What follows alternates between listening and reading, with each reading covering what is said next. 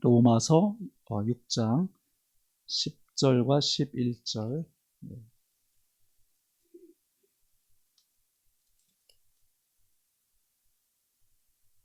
제가 봉독해 올리겠습니다.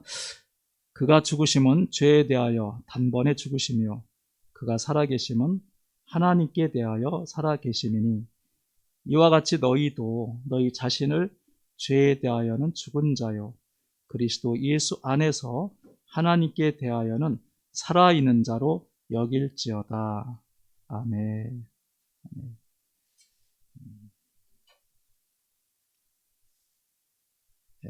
우리 하나님은 정말 살아계십니다. 아멘. 우리가 눈에 안 보이고 또 정말 하나님이 살아계신가? 내 안에 있다라고 믿지만 또 어떤 때는 정말 하나님이 살아계시면 이럴 수가 있는가? 나의 삶이 왜 이렇게 힘들지? 왜 이런 어려움이 닥치지? 이런 고민을 할 때가 종종 있습니다. 그것은 주의 종도 사명 받은 자도 동일하게 느끼는 그런 감정이 아닌가. 근데 오늘 말씀에 정말 여기라는 말씀, 저도 이 11절 말씀 많이, 이제 로마서 말씀을 많이 읽으면서 이게 정말 새롭게 다가오더라고요. 너희 자신을 죄에 대하여는 죽은 자로 여기고 그리스도 예수 안에서 하나님께 대하여는 살아있는 자로 여길지어다. 여긴다는 것. 이게 사실 쉽진 않아요. 왜냐하면 팩트하고 다르기 때문에. 여겨준다. 우리 자녀들이 있어요. 자녀죠. 좀 때로는 어렵게 할 때가 있잖아요. 말도 안 듣고 또 엉뚱한 길로 가고 뭐 순종도 안 하고 이런 상황에서 그래도 내 자녀다. 그렇게 우리가 여겨주는 거죠. 내 자녀는 지금은 어렵지만 힘들게 하지만 잘 될 거야. 그리고 나를 언젠가는 기쁘게 할 거야 라는 기대감을 갖고 나의 자녀로 그 존재 자체를 인정해 주는 거죠. 그리고 기대를 갖게 해요. 근데 그걸 인정하지 않으려고 하고 그거를 내 마음에서 떨쳐버리면 점점 관계가 이제 멀어질 수밖에 없는 그런 상황이 올 수 있다는 거죠. 그래서 정말 하나님의 부르심에 대해서 우리는 먼저 하나님은 우리를 택하시고 부르셨는데 후회하심이 없으시다는 것. 동일하게 하나님의 자녀인 저와 여러분이 솔직히 말하면 하나님의 뜻대로 100% 순종합니까? 하루에도 수차례씩 내 멋대로 하잖아요. 내가 하고 싶은 대로 가고 내가 하고 싶은 말 다 하고 또 아이고 이러면 안 되지 그러면서 또 정신도 차리고 말씀 따라 살기를 원하지만 또 어느 순간인가 말씀과는 거리가 먼 내 마음, 내 의지, 내 경험, 내가 익숙한 것에 의해서 우리가 판단하고 상황과 또 관계 속에서 내가 원하는 대로 그렇게 해나간단 말이죠. 그게 우리의 모습입니다. 그러나 하나님은 그런 우리를 부르셔서 그죠? 예정하시고 우리를 선택해서 부르신 다음에 하나님의 자녀로 삼아 주셨습니다. 할렐루야. 너무 감사한 거죠. 우리가 잘나서 똑똑해서 우리가 성경을 많이 알아서 그게 아니라 자격이 없지만 하나님 앞에 정말 보잘것없는 죄인이지만 자녀로 삼아 주셔서 하늘나라의 시민으로 우리를 부르셨다는 이 자부심, 영적 자존감이 우리 안에 충만해야 될 줄 믿습니다. 저도 인간인지라 때때로 사역하면서 또 네팔 사역하면서 또 어떨 때 낙심도 돼요. 뭔가 기대를 했는데 기대에 못 미쳐요. 때로는 속이는 것 같아요. 그래서 실망할 수도 있죠. 그럼에도 여전히 하나님이 그를 사랑해서 부르셨고 센터에 오게 하고 말씀을 들을 수 있게 한 하나님의 놀라운 그 섭리, 그걸 생각하면 또 힘이 납니다. 그렇지. 소중한 존재이지. 내 눈으로, 내 생각으로 너는 이거밖에 안 돼. 왜 너는 요것도 못해? 이렇게 판단하는 것 자체가 하나님 앞에 얼마만큼 우리가 참 실수하고 하나님께 마음을 아프게 하는 것인지 우리는 깨닫게 됩니다. 이 로마서 말씀 우리가 이렇게 많이 읽었을 것 같아요. 이 로마서 굉장히 정말 성경 속에 핵심, 로마서는 이 복음의 그 설계도라, 설계도. 다시 말해 집 질 때 설계도가 필요하지 않습니까? 거기에 의해서 정확하게 올라갈 때 집이 견고하고 흔들리지 않는 것처럼 이 말씀이 다 중요하지만 특별히 이 로마서 이 말씀은 우리 신앙의 근간, 기초, 이 파운데이션, 기초를 강하게 세우는 이 말씀이 로마서입니다. 그러니까 바라기는 로마서를 좀 많이 읽으세요, 여러분. 다 읽어야 되겠지만 성경 뭐 어떤 것도 다 귀하지 않은 성경은 없지만 이 로마서가 우리 삶의 아주 기초를 이렇게 든든하게 해주는 말씀입니다. 그래서 복음이란 말을 참 많이 들었을 것 같아요. 복음, 복된 소식, 굿뉴스, 가스펠. 그런데 좋은 소식이잖아요. 굿뉴스가. 이 복음이 어떤 것인가를 잘 말해주는 성경이 바로 로마서에 있습니다. 로마서. 세상의 복음과 하나님의 복음. 내가 원하는 복음과 주님이 원하는 복음은 판이하게 다릅니다. 교회를 다녀도 저도 오랫동안 어려서부터 교회를 다녔지만 종교인으로 오랫동안 살았거든요. 그러니까 판에 박인 것이 뭐냐면 지금도 그것을 자꾸 막 이렇게 씻어내려고 불식시키려고 노력을 하는데 나는 교회 나왔어. 예수 믿었어. 세례도 받고 신학도 했어요. 선교 사역도 하고 왔어. 그러니까 나는 그래도 하나님 앞에 인정받는 사람이야. 내가 기도하면 하나님이 들어주시고 어떤 어려움도 하나님이 다 해결해 주셔 라고 스스로 자기 자신을 높이는, 스스로 나 자신을 괜찮은 존재로 생각을 해왔었어요. 그런데 어느 순간인가 어떤 훈련을 겪으면서 그때 하나님이 강하게 제 속에 내려 꽂히는 그 정말 그 말씀이 너는 존재적인 죄인이야. 이 죄에 대한 이야기를 깊이 깨닫게 하셨어요.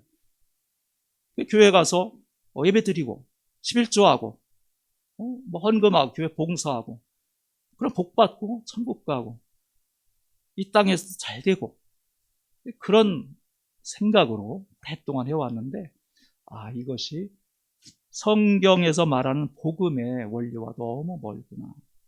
그걸 깨닫게 된 겁니다. 왜 그러냐면 우리가 이 세상에서는 정말 소망이 없는 자입니다. 그죠? 소망이 없는 자. 그래서 여러분 잘 알다시피 에베소서 2장 1절에 그죠? 너희는 죄와 허물로 죽었던, 과거 완료입니다. 죽을 것이다가 아니라 죽었던 너희를 살리셨도다. 할렐루야. 저와 여러분이 이미 죽었었어요. 소망이 없는 자예요. 남 앞에 그럴듯하게 보여도 그죠? 저 사람은, 저 집사님은, 저 장로님은, 저 목사님은 와 대단해. 저렇게 섬길 수가 없지. 이렇게 헌금도 이렇게 많이 했지. 이게 세상적인 기준, 또 교회의 그 일반적인 그런 전통적인 신앙의 잣대로 볼 때 존경받고 박수 받을 일을 많이 하지만 저도 그 중에 하나였으니까 많은 걸 포기하고 가서 정말 뭐 점심도 굶어가며 현진들하고 뭔가 이루려고 뭔가 내가 원하는 목표를 달성하기 위해서 나름껏 최선 다해서 섬기고 나중에 안식년 때 와서 딱 점검되는 것이 이 나를 위한 나의 왕국. 이게 참 어려워요. 이게 주님의 이름으로 주님의 말씀대로 순종합니다. 주님의 이름으로 이 일을 했습니다. 라고 말하면서 어느 순간인가 그걸 이용해서 나 자신을 높이는 속에 있는 교만이 있다는 걸 발견하게 된 겁니다. 이게 죄구나. 이 깊은 것을 이게 말씀을 통해서 깨닫게 됩니다. 그래서 이 죄라는 게 뭔가 뭐 여러 가지 설명할 수 있잖아요. 원래 그게 이제 관역이 있는데 이 관역에 맞지 않는 것. 그래서 관역에 딱 맞아야 되는데 빗나간 것.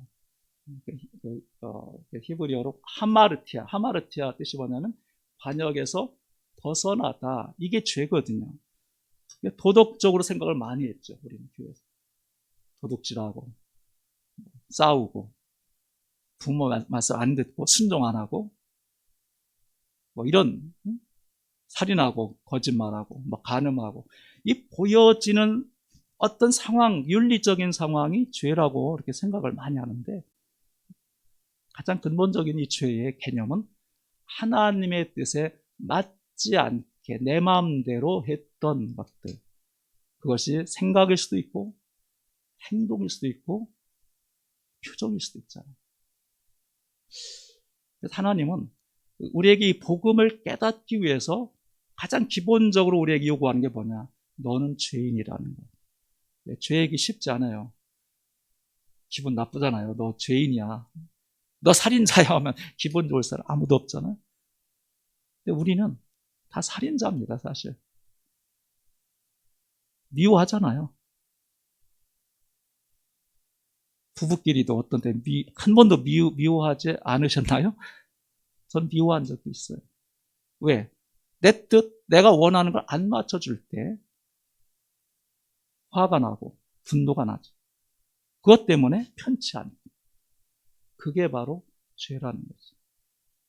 우리 근원적인 내 안에 하나님이 원하는, 주님이 나를 다스려서 나의 삶을 주님으로 이끌어가는 삶이 아닌, 주님 믿습니다, 하나님 사랑합니다, 하나님의 뜻 순종합니다 라고 말은 하지만, 행동도 하지만 사실 속에는 내가 원하는 길로 갔던 것. 그것이 죄. 죄와 허물로 죽었던 너희를 살리셨도다. 에베소서에 분명히 나와 있습니다. 어떻게 살리셨습니까? 그것은 곧 예수 그리스도. 다른 것은 소망이 없죠. 예수 그리스도. 천하 인간의 다른 이름으로는 구원을 받을 자가 없다. 그랬죠. 사도행전 16장 31절에도 분명히 주 예수를 믿으라. 알라가 아니고 깨달으라가 아니라 믿으라 하죠. 주 예수를 믿으라. 그리하면 너와 내 집이 구원을 받으리라. 아멘. 이 구원은 믿는 겁니다. 근데 믿는다는 게 단순치 않아요. 이거 보이잖아요. 이거 뭐죠 이거? 마이크. 여러분 이 마이크 앞에 있는 거 믿습니까? 이건 믿는 게 아니에요. 사실은 팩트. 믿는 거는 보이지 않는 세계. 보이지 않는 것. 천국 보이지 않습니다. 하나님의 나라, 지옥, 육신의 눈으로 보이지 않지만 존재한다고 내가 확신하는 것. 이게 믿음인 거죠. 그러니까 이 믿음을 갖는다는 것은 놀라운, 정말 기적입니다. 기적. 내가 예수를 믿는다. 하나님을 믿는다. 천지창조를 믿는다. 기적인 거예요, 이건. 그전엔 그런 거 잘 몰랐는데, 야, 하나님이 이 모든 해와 달, 별, 온갖 산천초목을 하나님이 창조하셨다, 만드셨다라고 믿는 그것이 기적인 거예요, 사실. 많은 사람 믿지 않아요. 우연히 생겼다. 다윈의 진화론을 믿고, 그죠? 천국과 지옥 얘기하면 당신 갔다 왔어? 봤어? 이렇게 말하면 안 믿어요. 근데 저와 여러분 이걸 믿잖아요. 아, 예수님이 나를 위해 십자가에 죽으셨다. 하나님이 천지를 만드시고 그리고 나를 아들로 삼아주셨다. 이것이 놀라운 축복인 겁니다. 정말 소망 없는 자, 하나님 앞에 우리는 정말 내놓을 것이 없는 허물과 죄뿐인 우리를 하나님이 살리셨다는 것.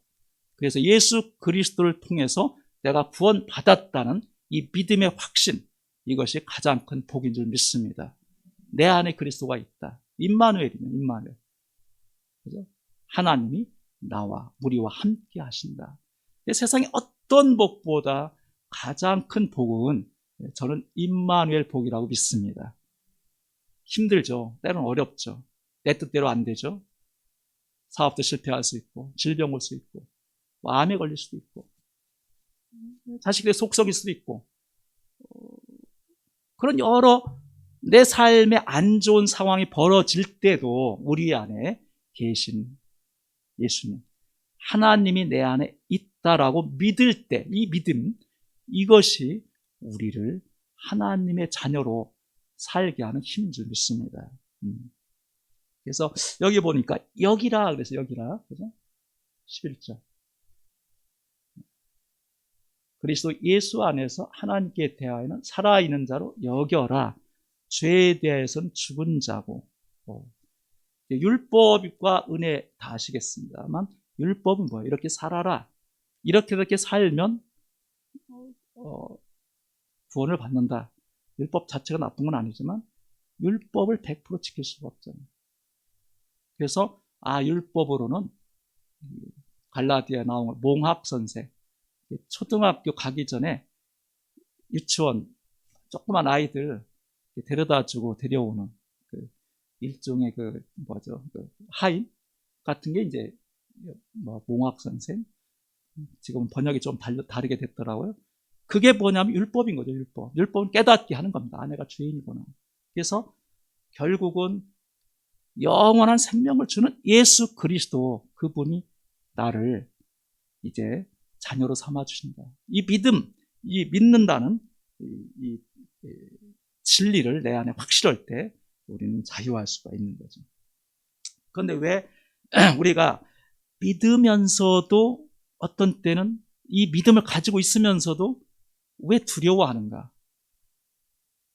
바로 여기질 않았기 때문에. 염려가 많이 있지 않습니까? 그죠? 특별히 앞으로 어떤 일이 벌어질지 모를 때, 뭔가 내 삶에, 내 인생에 그 다음 이렇게 되고 그 다음 이렇게 된다 100% 알면 두려울 게 없어요. 그죠? 안 좋은 일은 미리 대비하면 되고, 정말 아주 잘 나가는 길이면 기쁨으로 그 길을 가면 되는데 내일 일을 알 수 없잖아요. 두려워하는 겁니다. 이 두려워하는 그 자체는 뭐냐면 믿음이 없다는 거죠. 믿음이 없다. 그래서 요한복음 10장 10절에 보면 우리 잘 아는 말씀 다 아시죠? 도둑이 오는 것은 도둑질하고 죽이고 멸망시키는 것뿐이요. 내가 온 것은, 예수님이 직접 하신 말씀입니다. 내가 온 것은 양으로 생명을 얻게 하고 더 풍성케 하려고 주님이 오셨다 약속했습니다. 저와 여러분에게 이 귀한 말씀, 약속의 말씀 우리가 아멘으로 받아야 될 줄 믿습니다. 생명을 얻었어요. 그리고 풍성케 하려고 왔다. 그런데 이 풍성을 저와 여러분 누리지 못하는 게 안타까운 거죠. 오랫동안 고민을 해왔습니다. 저도. 왜 예수 믿는데, 하나님의 자녀인데 왜 이렇게 기쁨이 없을까? 왜 감사가 이렇게 웬만할까? 하나님의 말씀도 읽는데 왜 때때로는 걱정을 할까? 왜 염려가 되지? 이게 우리의 모습이지 않습니까? 근데 여기 말씀에 주님이 오신 것은 생명을 줄 뿐 아니라 풍성케 하기 위해서 오셨다. 이 풍성이라는 것은 곧 신뢰와 관계에 있습니다. 신뢰. 그래서 뭐냐면 나는 죄에 대하여는 죽었다. 죽은 자로 여기는 겁니다. 죽으면 말이 없잖아요. 죽은 자로 여기고, 그리고 하나님께 대하여는 살아있는 자로. 어떻게 살아있는 거죠? 진리, 복음, 예수 그리스도. 그 복된 소식, 예수 그리스도가 나를 위해 죽으셨고 그분을 믿는 자마다 멸망치 않고 영생을 얻는 이 진리, 이걸 내가 깊은 곳에서 100% 내가 믿을 때에, 확신할 때 나는 이제 하나님께 대하여 살아있는 자다. 할렐루야. 살아있는 자다. 다음 대음이 나오는 거예요. 우리가 세상 사람들한테 기죽을 이유가 없습니다. 그죠?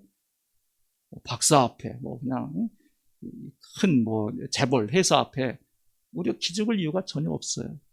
그런 세상 것을 그들은 가졌을지 모르지만 잠깐 이 땅에 있는 동안 편하고 육신의 삶에 어떤 쾌락과 즐거움이 있을지는 모르지만 그들 속에 생명이 없죠. 영적 생명이 없어요. 어떻게 보면 불쌍한 자입니다. 가련한 자입니다.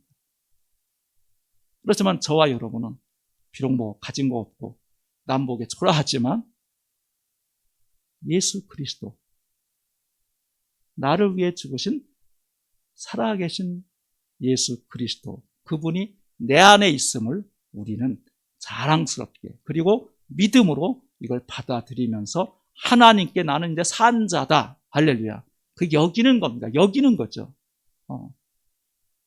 다시 말하면 이걸 뭐라고 그러냐면 좀 어려운 표현인데 인식의 전환, 인식. 죄에 대하여는 죽었다라. 근데 여전히 믿지만 우리가 믿음을 갖고 있지만 여전히 우리는 죄를 또 짓게 돼요. 그렇죠. 네. 그래서 그 어떤 한 예로 그런 이야기를 제가 책에서 읽었습니다. 두 나라가 있었어요. 한 나라 왕하고 그 옆에 나라 왕하고 전쟁이 붙었어요. 그런데 A라는 나라의 왕이 B라는 나라의 나라와 전쟁에서 이겼어요. 그런데 B라는 나라의 왕은 아주 그냥 사악한 몹쓸 왕인 거예요. 그래서 이 사람을 A라는 왕이 승리했으니까 B라는 이웃의 그 나라 왕을 포로로 붙잡아서 십자가에 못 박았어요. 처형을 한 거죠. 처형. 그 죽어가고 있어요. 죽어가는 그 왕인데 죽어가는 B의 그 왕의 그 궁에 있을 때부터 몸종, 종으로 모든 일을 다 이렇게 수종들던 종이 있습니다. 죽어가면서 이 패배한 그 나라의 그 왕, 비국의 왕이 이렇게 소리칩니다. 몸종한테. 야! 나를 위해서 빨리 가서 저기 가게 가서 막걸리 사와. 목이 말라 죽을 지경이야. 빨리 막걸리 사와. 그러는 거예요. 그 종이 무서워가지고 늘 그 사악한 왕 밑에 있었기 때문에 몸에 배인 거예요. 그래서 그냥 두려워가지고 예, 알겠습니다. 그래서 막걸리 사. 죽어가면서 그 먹고 나니까 또 고기가 먹고 싶은 거. 야, 너 얼른 빨리 가서 저기 마트 가서 삼겹살 사와. 삼겹살 사다. 예, 알겠습니다. 삼겹살 사다 주는 그 종, 몸종. 자, 잠만 생각해 보세요.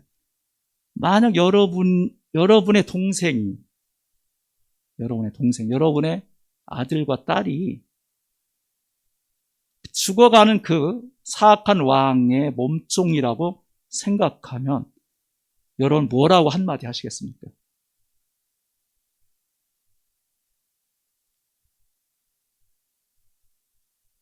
한마디 나오잖아요.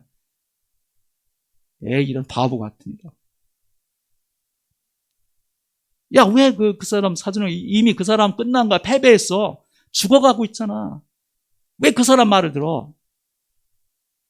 넌 쓸데없는 짓을 하는 거야. 그렇게 말해주고 싶지 않습니까? 그죠? 자, 죽어가는 그 사악한 왕이 누구겠어요?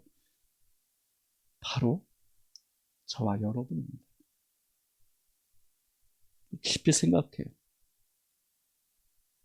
저와 여러분은 이미 십자가에 죽은 자입니다. 믿으십니까? 이게 안 믿어질 거예요. 이게 인식의 전환이 필요한 거죠. 나는 죽었다. 그게 어디 있습니까? 제가 꾸며낸 얘기 아니잖아요. 어디에 있어요? 갈라디아 2장 10절. 예. 바울이 고백이잖아요. 내가 그리스도와 함께 못 박혔나니. 저와 여러분은 못 박힌 자입니다. 정과 욕심, 세상 것, 세상의 야망, 남 앞에 높아지려는 이런 허영심, 교만, 미움, 질투. 이게 십자가에 못 박힌 자인데 여전히 하는 짓거리를 보면 여전히 미워하고 싸우고 질투하고 하잖아요, 우리가. 그러니까 인식이 전환이 안 돼서 나는 안 되나 보다. 난 예수를 믿는다고 하지만 늘 요 모양 요 꼴이고 복받기 틀렸네. 이렇게 스스로 자신에 대해서 평가절하를 하는 거죠. 평가절하. 난 안 되네. 교회를 다녀도 복도 못 받고 난 맨날 요 모양 요 꼴로 살아야 되나? 낙심하고. 그렇게 우리가 살지 않습니까? 안타까운 일이죠. 저도 오랫동안 그렇게 낙심하고 주님이 기도해서 뭔가 얻으면 기뻐하고 손에 오면 할렐루야 하고 손에 있는 거 뺏어가면 왜 그러세요? 왜 하나님 저하고 이렇게 턱집니까? 좀 잘 좀 봐주시지. 왜 다 뺏어가요? 이렇게 말할 수 있잖아요. 왜 힘들게 해요? 이유가 뭡니까? 내 안에 인식의 전환이 일어나지 않았기 때문이죠. 갈라디아 2장 10절은 정말 우리 삶에 이것이 체험될 때 임마누엘 복이 내 것이 되는 겁니다. 이건 쉽지 않아요. 지금 하나님의 그 사랑과 하나님의 부어주신 은혜 가운데 정말 내가 죽었구나. 죄에 대해서는 여기 죽은 자요 했잖아요. 11절에 죄에 대해서는 죽은 자다. 하나님의 뜻에 맡기는 거 죽어가고 있지만 얼마 후엔 그 사악한 왕은 죽는 거죠. 십자가 달렸기 때문에. 동일하게 저와 여러분도 인식의 전환이 필요한데 나는 예수님과 함께 예수님이 십자가의 골고다 언덕에서 돌아가실 때 나도 그 시간에 동일하게 나 또한 예수님과 함께 죽었다라고 여기는 것이 필요합니다. 여기는 거죠. 참 쉽지 않아요. 예수님은 그때 저도 오랫동안 예수님 나를 위해 오신 거 감사합니다. 예수 믿으면 구원받는 것 할렐루야 감사합니다. 그러나 여전히 예수님은 저 멀리 이스라엘 갈보리 언덕의 예수님. 그리고 나는 여전히 현실에서 관계가 없이 주 따로 나 따로 주다 되면 안 되죠. 주님 따로 나 따로. 그게 아니라 주님이 돌아가실 때 나도 죽었습니다 라고 여기는 것, 이게 믿음의 출발이 된다는 것입니다. 나도 죽었구나. 근데 순간순간 살아있잖아요. 그때마다 나는 죽었어. 박성규는 2000년 전에 예수 그리스도가 돌아가실 때 나도 같이 죽었어 라고 여기는 겁니다. 여기는. 그러면 내 안에 예수님이 그래 너는 나와 함께 죽었음을 네가 인정하면 내가 이제는 내 안에 살아줄 거야. 그러니까 주님이 내 안에 살아 계시는 거죠. 그러니까 주님과 함께 가는 거예요. 그래서 인식의 전환이 되면 우리는 새 사람이 됩니다. 새 사람.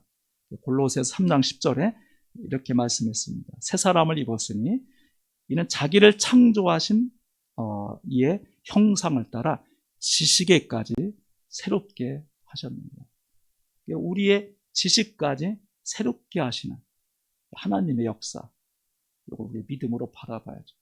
아직은 안 된 것 같아요. 아직은 뭔가 달라지지 않은 것 같지만 그러나 우리 안에 인식의 전환이 일어나면 이제는 주님 안에 나는 새로운 사람이다. 그래서 옛것은 지나갔으니 보라 새 것이 되었도다. 이게 새로운 하나님의 사람으로 변화가 되는 거죠. 그래서 여기라 이것이 굉장히 참 중요합니다. 인식의 전환. 죄에 대하여는 난 죽은 자요. 예수님과 함께 죽었던 자요. 하나님께 대하여는 살아있는 자로 여길지어다. 우리는 믿음이 있는 저와 여러분은 하나님께 대하여는 이제 영적으로 새 생명을 얻은 살아있는 하나님의 자녀인 줄 믿습니다. 자부심을 가져야 돼요. 영적 자존감. 이게 세상의 어떤 자만심, 보여지는 이 자존심이 아니라 우리는 거룩한 영적 자부심, 영적 자부심이 우리 안에 있어야 돼요. 거기서 어디서 오느냐? 여기는데, 나는 죄인이야. 정말 존재적인 죄인이구나. 그걸 여기고 받아들이는 거죠. 그렇게 되면 그 다음 우리는 어떻게 할 수 있느냐. 여기는 것이 된 사람은 이제는 주님의 것이다. 나는 내 삶이 내 것이 아니고 주님의 것입니다 하면서 드리는 삶이 됩니다. 그 다음 단계 드리게 되죠. 로마서 12장 1절 여러분 잘 아시는 말씀입니다. 그죠?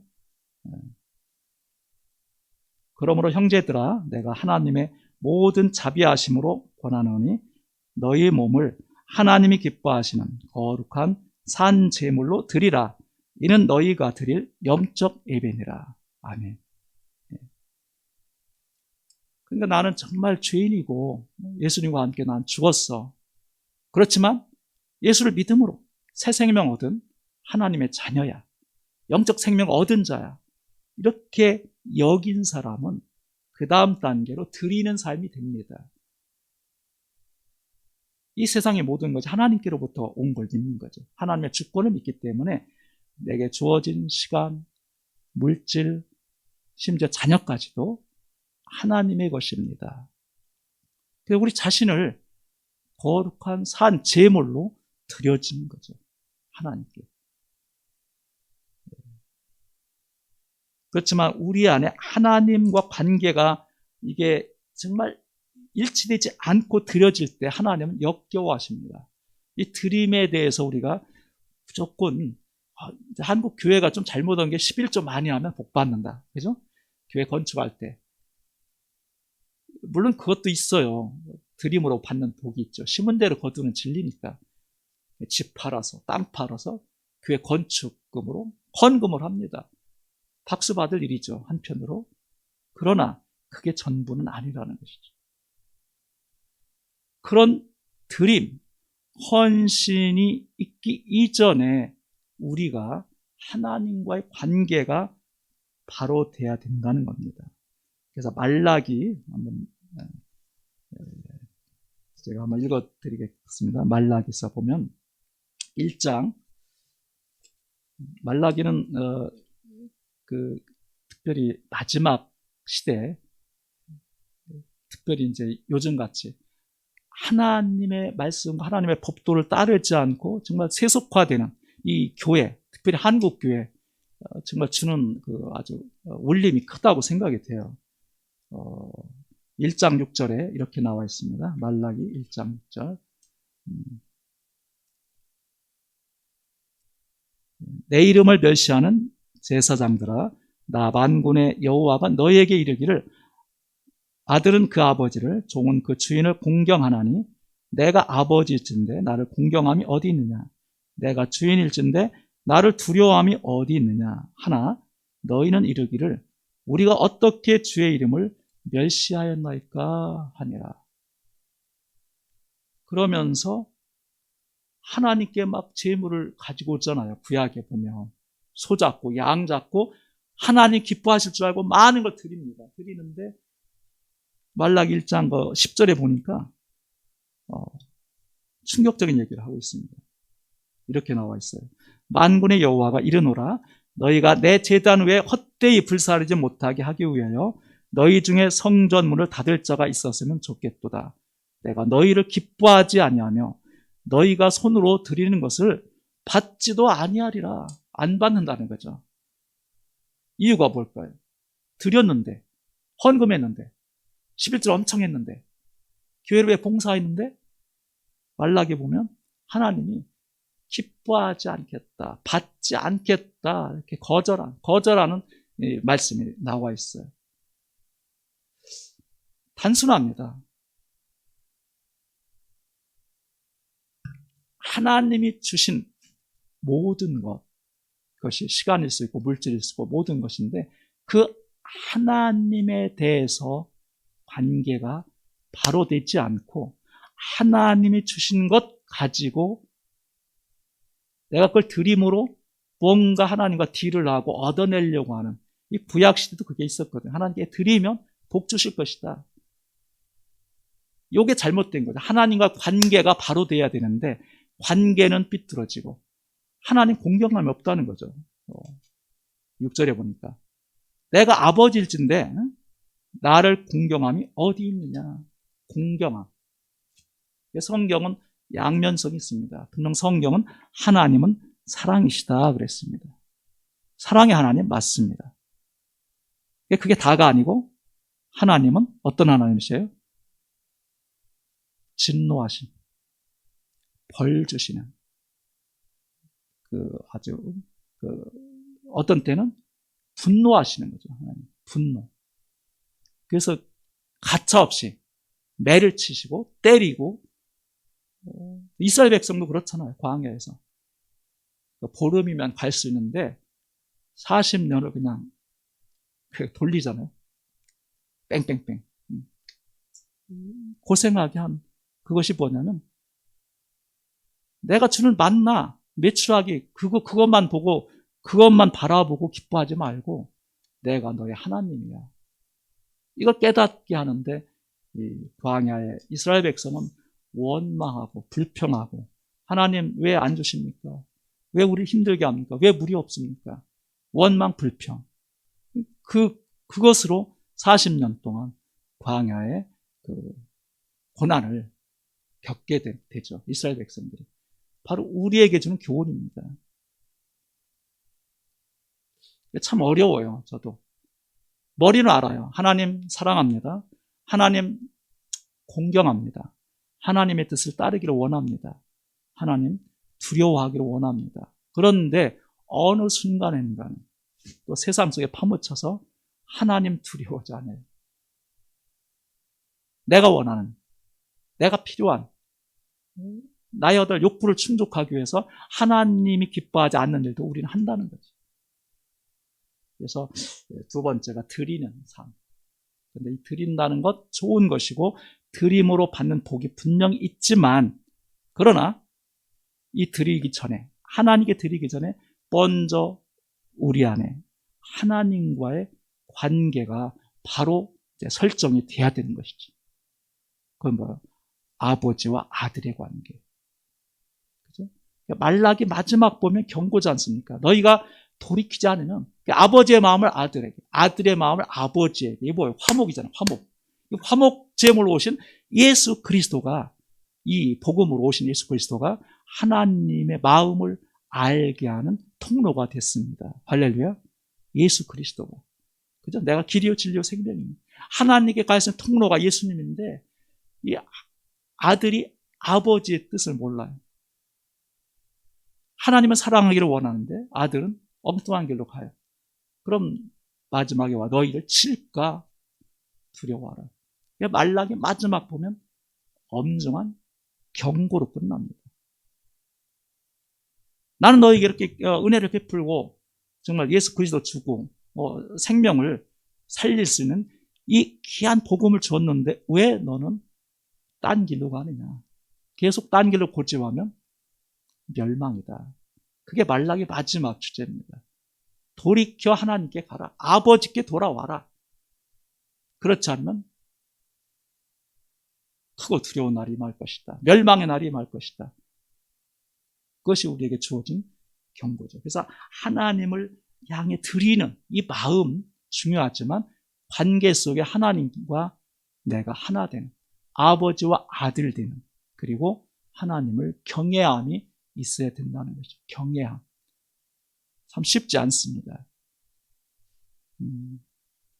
비판하는 건 아니지만 아시겠지만, 너무 우리 요즘의 한국 교회들이 너무 사랑 이렇게 너무 이렇게 좀 달콤하게, 좀 나이스하게 만 설교를 하는 것 같아요.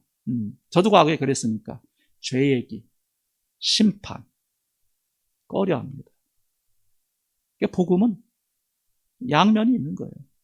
순종하면 복받고, 불순종하고 내 뜻대로 내 고집대로 가면 멸망한다고 성경은 가르치고 있습니다. 근데 우리는 하나님께 드려서 뭔가 드린다는 그 행위 자체도 불순한 동기가 있는 거죠. 사실 내가 이렇게 헌신하고 교회를 위해서 내가 이렇게 드리면 뭔가 하나님이 나를 위해서 주실 것이야, 이런 아주 불순한 동기를 가지고 신앙생활 하기도 합니다. 이것을 하나님은 싫어하신다. 싫어하십니다. 그래서 너희가 손으로 기뻐하는 것, 이거 기뻐하지 않겠다. 받지 않겠다. 성전문을 닫을 사람이 있으면 좋겠다. 이렇게 말락에서 말씀하고 있습니다. 그래서 하나님과의 관계 아주 중요합니다. 마지막으로 우리가 이제 여기고 드리고 그 다음 중요한 것은 신뢰하는 겁니다. 계속 신뢰하라. 믿음을 가지고 나가는 거죠.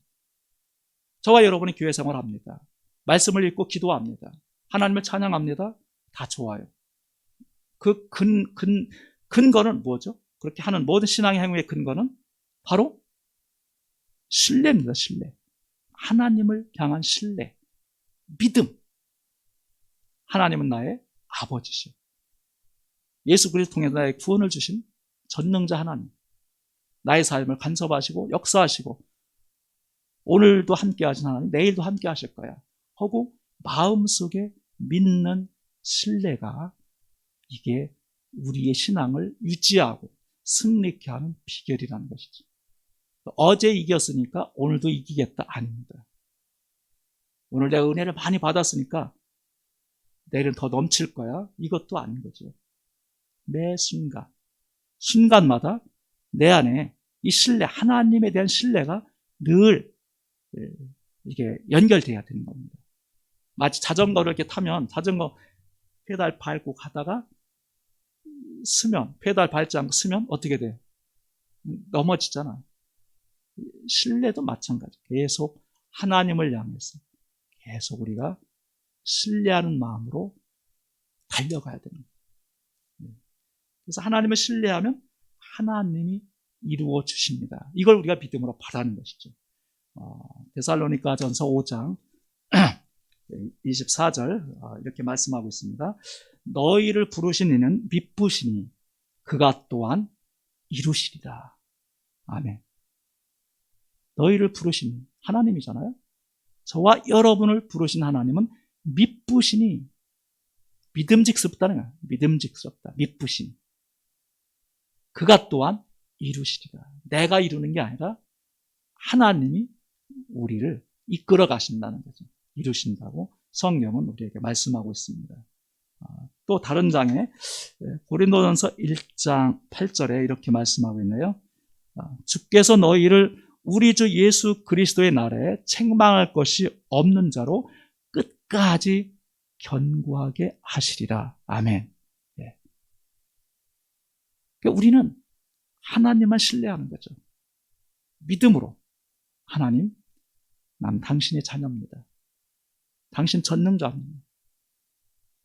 당신은 온 세상 모든 만물의 주인이십니다. 운행자십니다. 당신은 구원자일 뿐 아니라 심판자이십니다. 나는 그 당신을 신뢰합니다. 믿습니다. 그리고서 한 걸음 한 걸음 나아갈 때 그리스도의 날에 곧 주님이 다시 오실 그날 재림의 날에 책망할 것이 없는 자로 우리를 견고케 끝까지 우리를 붙들어 주시겠다고 약속하셨습니다. 놀라운 복이잖아요. 견고한 이 믿음을 가지려면 약속의 말씀을 붙들고 가는 거죠. 계속 신뢰하는 거. 넘어질 수 있어요. 완벽할 수 없습니다. 실수할 수 있어요. 그렇지만 99번 넘어져도 다시 일어나는 겁니다. 다시 오뚜기처럼. 그래서 주님을 바라봐야 되는 것이죠. 난 약합니다. 부족합니다. 또 넘어졌습니다. 내가 사단에게 속았습니다. 주님, 용서해 주세요. 사랑해야 되는데 미워하는 마음이 생기네요. 저 사람에게 베풀어야 되는데 아까워하고 있네요. 저 사람 정말 중보기도 해야 되는데 정말 기도할 마음이 안 나네요. 이런 것들, 그런 것까지도 하나님께 맡기면서 계속 신뢰하며 나아가는 것이죠. 마지막으로 에베소서 3장 6절에 우리가 이와 같이 여기고 드리고 계속 신뢰하면 하나님께서는 우리에게 어떤 복을 주시느냐. 영적인 복인데 이렇게 말씀하고 있습니다. 이는 이방인들이 복음으로 말미암아 그리스도 예수 안에서 함께 상속자가 되고 함께 지체가 되고 함께 약속에 참여하는 자가 됨이라. 아멘. 여기서 이방인들이라는 건 그 당시에 이방인은 유대인을 제외한 모든 다른 그 민족들이 이방인이잖아요. 이방인들이 복음으로 말미암아 그리스도 예수 안에서 상속자가 될 것이다. 바울이 에베소에 편지를 보내면서 이방인들을 사랑하시는 하나님의 사랑을 전달하고 있잖아요. 오늘 이방인은 누구겠습니까? 사실 예수 그리스도를 믿지 않는 모든 자가 다 이방인인 것이죠.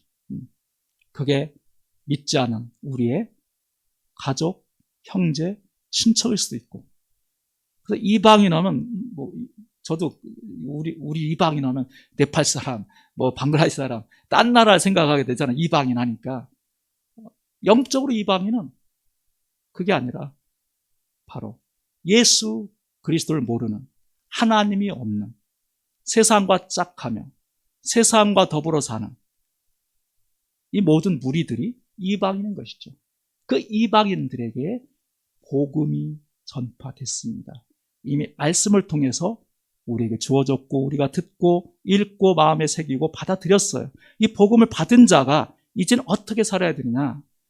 이제 이방인처럼 살지 않아야 되는 거죠.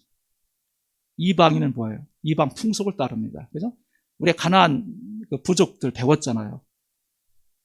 각각 그 이름대로 특색이 있잖아요. 그런 것들. 우리 내면에 있는 이 가나안 족속, 이방, 우상, 탐심. 이 모든 하나님이 볼 때 합당치 않은 것들이 우리 안에 가득 차 있어요. 이게 이방인들의 삶의 모습인데 하나님께서는 이제 너는 이방인이 아니야. 너는 내 아들이야. 죄에 대하여 죽고 하나님께 대하여 살아있는 자가 됐고 넌 나에게 몸과 마음 그리고 물질까지 드렸고 그리고 나를 계속 신뢰하는 나는 이제 이방인이 아니야. 너는 이방인이 아니야. 너는 상속자야. 내 아들이야. 이렇게 말씀하는 줄 믿습니다. 네. 오늘 핵심은 그거예요. 우리가 세상에서 힘들고 어렵습니다. 코로나로 힘들잖아요. 그리고 경제적으로, 전쟁으로 많은 어려움이 있지만 이런 어려움 속에 우리가 기뻐할 수 있는 이유, 단 한 가지 이유는 뭡니까? 저와 여러분 안에 있는 이 하나님과의 관계, 난 아들이다, 상속자다.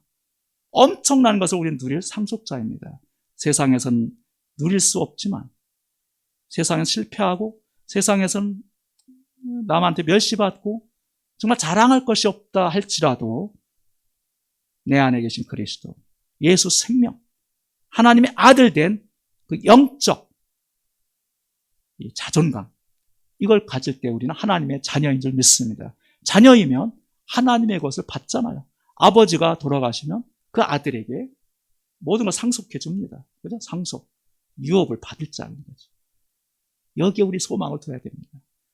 세상의 유업이 아니라 멸하지 않고 쇠하지 않는 하나님의 나라를 유업으로 받을 자가 바로 저와 여러분인 줄 믿습니다.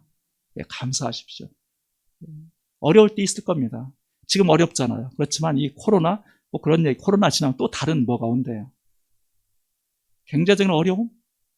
성경에 예언돼 있잖아요, 나중에.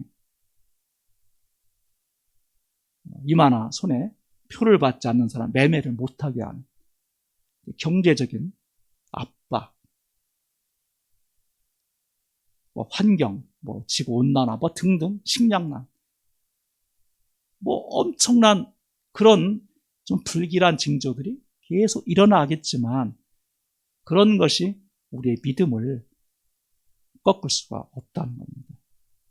나는 상속자다. 하나님의 아들이다. 이 귀한 복음, 예수 생명, 진리를 받은 자로 이제는 계속 이제 신뢰하며 가는 겁니다. 신뢰의 끈을 놓으면 안 돼요. 보여지는 상황 가지고 우리가 판단해도 안 됩니다. 내가 열심히 기도했더니 응답받고 내가 막 헌금을 많이 했더니 복을 받고 이 보여지는 상황 때문에 하나님이 나와 함께 한다는 그게 아니라 비록 죄인이고 비록 내 안에 정말 주님 앞에 자랑할 것이 없지만 나는 주님 앞에 나는 이제 죽은 자고 하나님과 함께 나는 동행하는 자녀입니다. 그 기쁜 하나님의 자녀임을 감사하는 마음, 이걸 잃어버리지 않고 계속 우리가 달려가는, 이거 영적 싸움인 것이죠. 그 나라 갈 때까지는 우리가 멈추지 말아야 될 싸움이, 아까 얘기한 자전거 페달 밟듯이, 그죠? 멈춰버리면 쓰러지는 거죠. 신뢰. 하나님이 나와 함께 한다. 이 신뢰를 놓치지 않고 주님과 함께 동행하는 저와 여러분이 되시기를 주의 이름으로 축원합니다. 예. 잠깐 기도하고 우리 교회여 일어나라 찬양하겠습니다. 살아계신 주님 감사합니다. 저희들 이 시간도 하나님 말씀을 듣게 하시고 또 새겨 마음판에 새길 수 있도록 은혜 내려주시기를 원합니다. 참으로 우리는 죄와 허물로 죽었던 자이고 정말 소망 없는 자인데 예수 그리스도께서 우리를 살리셨고 정말 이제는 죄에 대하여 죽은 자고 하나님에 대해서는 산 자로 여길지어다 말씀한 것처럼 이제 예수 그리스도로 인하여 영원한 생명 얻은 것을 감사하며 살아있는 자로 하나님과 정말 생생한 관계를 맺으며 살아가게 도와주시옵소서. 세상이 우리를 힘들게 하고 두렵게 하고 염려와 근심이 늘 있지만 그런 삶의 그런 질곡 속에서도 하나님만을 바라보고 나갈 수 있도록, 그래서 하나님이 나와 함께하며 또 하나님의 자녀인 나에게, 우리에게 상속자의 특권을 주신 것 감사하며 끝까지 이 믿음의 선한 싸움 싸워 나가게 하여 주옵소서. 주님만 바라보게 하여 주옵소서. 믿음의 주여 온전케 하시는 예수 그리스도, 그분만이 나의 삶의 전부임을 날마다 고백하며 나아가게 도와주옵소서. 감사드립니다. 예수 그리스도 이름으로 기도하옵나이다. 아멘.